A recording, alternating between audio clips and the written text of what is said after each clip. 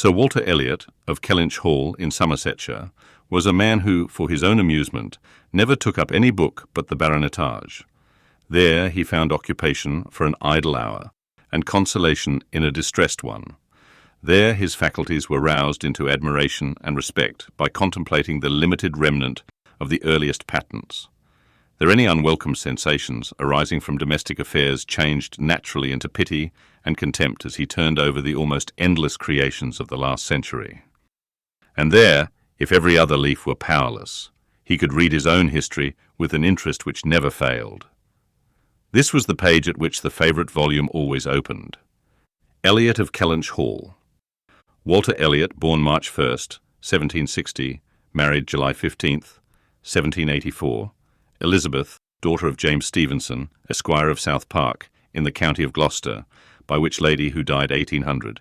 He has issue Elizabeth, born June 1st, 1785, Anne, born August 9th, 1787, a stillborn son November 5th, 1789, Mary, born November 20th, 1791. Precisely such had the paragraph originally stood from the printer's hands, but Sir Walter had improved it by adding, for the information of himself and his family, these words after the date of Mary's birth. Married December 16th, 1810, Charles, son and heir of Charles Musgrove, Esquire of Uppercross, in the county of Somerset, and by inserting most accurately the day of the month on which he had lost his wife.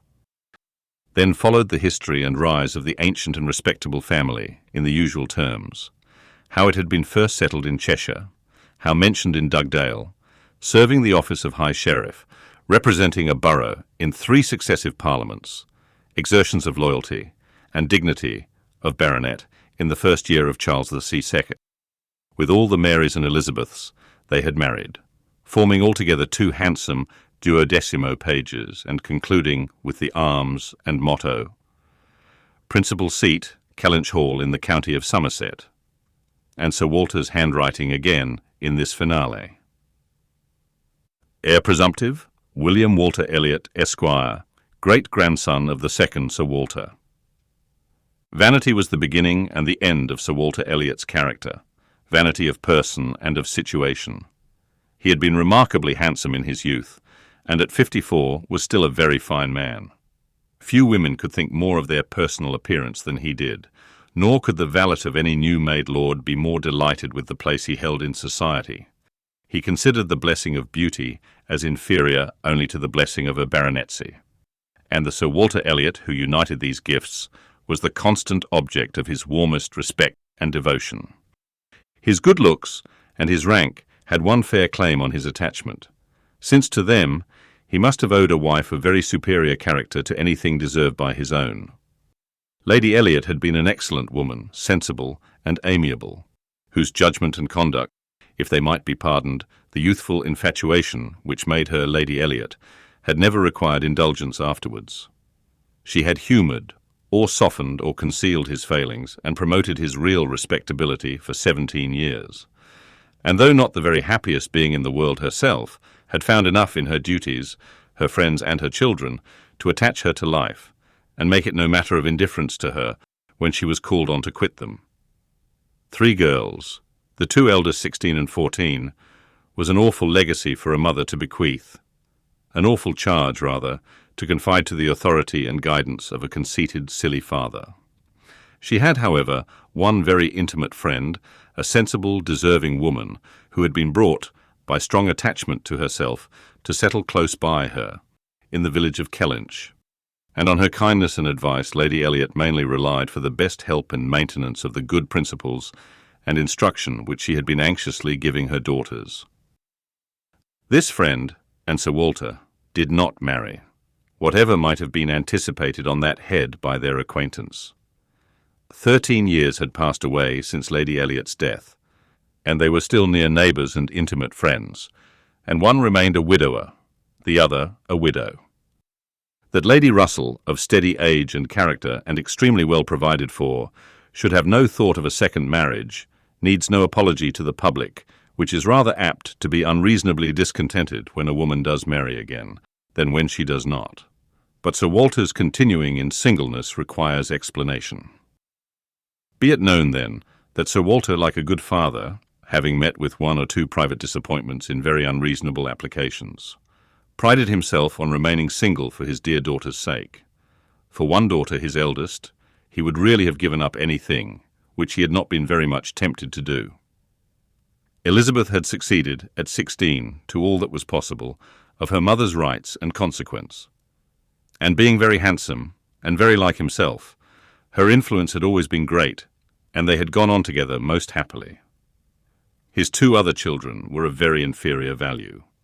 Mary had acquired a little artificial importance by becoming Mrs. Charles Musgrove, but Anne, with an elegance of mind and sweetness of character, which must have placed her high with any people of real understanding, was nobody with either father or sister. Her word had no weight. Her convenience was always to give way. She was only Anne. To Lady Russell, indeed, she was a most dear and highly valued goddaughter, favourite and friend. Lady Russell loved them all, but it was only in Anne that she could fancy the mother to revive again. A few years before, Anne Elliot had been a very pretty girl, but her bloom had vanished early, and as even in its height, her father had found little to admire in her, so totally different were her delicate features and mild dark eyes from his own. There could be nothing in them, now that she was faded and thin, to excite his esteem. He had never indulged much hope, he had now none, of ever reading her name in any other page of his favourite work. All equality of alliance must rest with Elizabeth, for Mary had merely connected herself with an old country family of respectability and large fortune, and had therefore given all the honour and received none. Elizabeth would one day or other marry suitably. It sometimes happens that a woman is handsomer at 29 than she was 10 years before, and generally speaking, if there has been neither ill health nor anxiety, it is a time of life at which scarcely any charm is lost. It was so with Elizabeth, still the same handsome Miss Elliot that she had begun to be 13 years ago, and Sir Walter might be excused, therefore, in forgetting her age, or at least be deemed only half a fool, for thinking himself and Elizabeth as blooming as ever, amidst the wreck of the good looks of everybody else. For he could plainly see how old all the rest of his family and acquaintance were growing. Anne haggard, Mary coarse, every face in the neighbourhood worsting, and the rapid increase of the crow's foot about Lady Russell's temples had long been a distress to him. Elizabeth did not quite equal her father in personal contentment. 13 years had seen her mistress of Kellynch Hall, presiding and directing with a self-possession and decision which could never have given the idea of her being younger than she was. For 13 years had she been doing the honours, and laying down the domestic law at home, and leading the way to the chaise and four, and walking immediately after Lady Russell, out of all the drawing-rooms and dining-rooms in the country.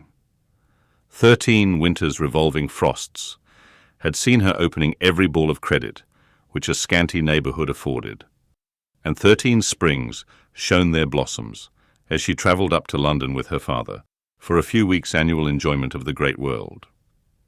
She had the remembrance of all this. She had the consciousness of being 29 to give her some regrets and some apprehensions.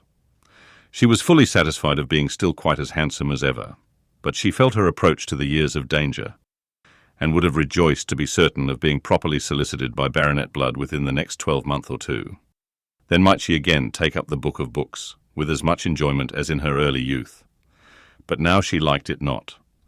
Always to be presented with the date of her own birth, and see no marriage follow, but that of a younger sister, made the book an evil.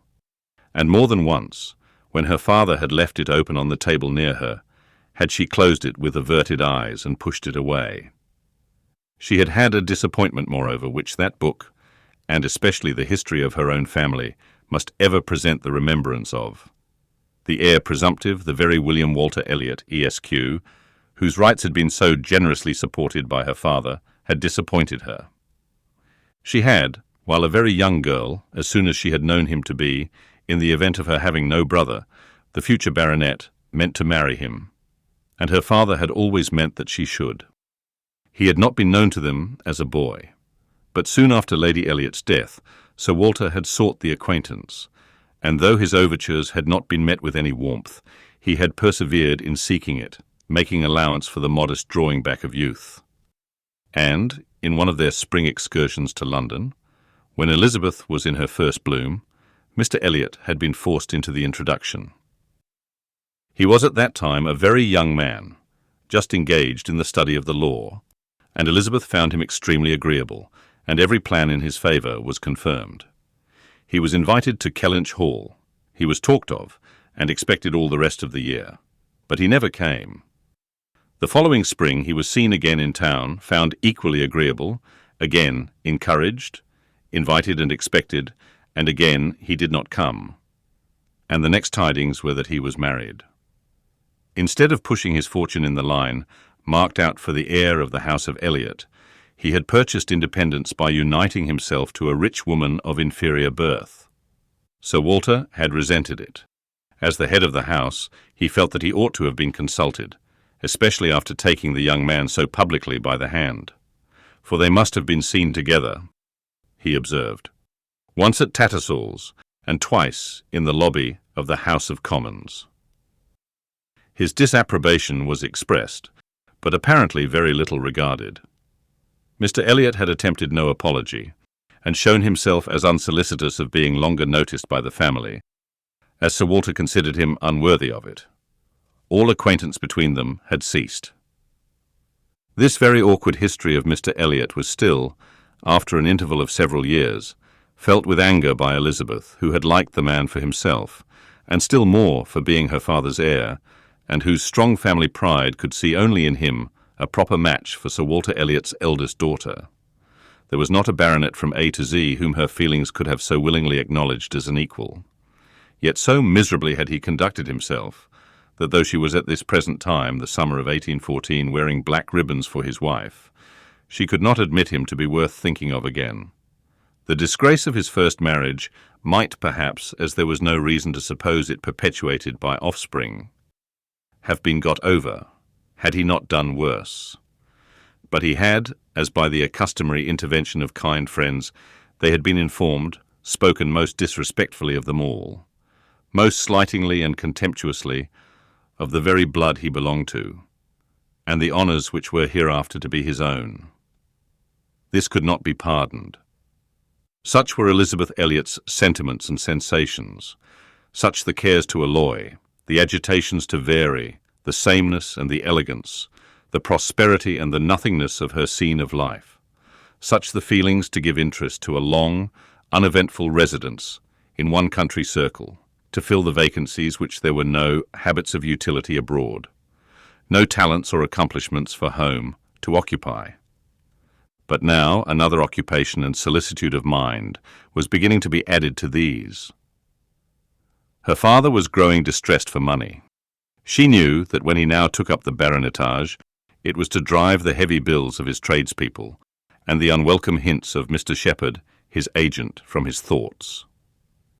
The Kellynch property was good, but not equal to Sir Walter's apprehension of the state required in its possessor. While Lady Elliot lived, there had been method, moderation, and economy, which had just kept him within his income. But with her had died all such right-mindedness, and from that period he had been constantly exceeding it. It had not been possible for him to spend less. He had done nothing but what Sir Walter Elliot was imperiously called on to do. But blameless as he was not only growing dreadfully in debt, but was hearing of it so often that it became vain to attempt concealing it longer, even partially, from his daughter. He had given her some hints of it the last spring in town. He had gone so far even as to say, "Can we retrench? Does it occur to you that there is any one article in which we can retrench?" And Elizabeth, to do her justice, had, in the first ardour of female alarm, set seriously to think what could be done, and had finally proposed these two branches of economy, to cut off some unnecessary charities, and to refrain from new furnishing the drawing-room. To which expedients she afterwards added the happy thought of their taking no present down to Anne, as had been the usual yearly custom. But these measures, however good in themselves, were insufficient for the real extent of the evil, the whole of which Sir Walter found himself obliged to confess to her soon afterwards. Elizabeth had nothing to propose of deeper efficacy. She felt herself ill-used and unfortunate, as did her father, and they were neither of them able to devise any means of lessening their expenses without compromising their dignity or relinquishing their comforts in a way not to be borne. There was only a small part of his estate that Sir Walter could dispose of, but had every acre been alienable, it would have made no difference. He had condescended to mortgage as far as he had the power, but he would never condescend to sell. No, he would never disgrace his name so far. The Kellynch estate should be transmitted whole and entire, as he had received it. Their two confidential friends, Mr. Shepherd, who lived in the neighbouring market town, and Lady Russell, were called on to advise them, and both father and daughter seemed to expect that something should be struck out by one or the other to remove their embarrassments and reduce their expenditure, without involving the loss of any indulgence of taste or pride.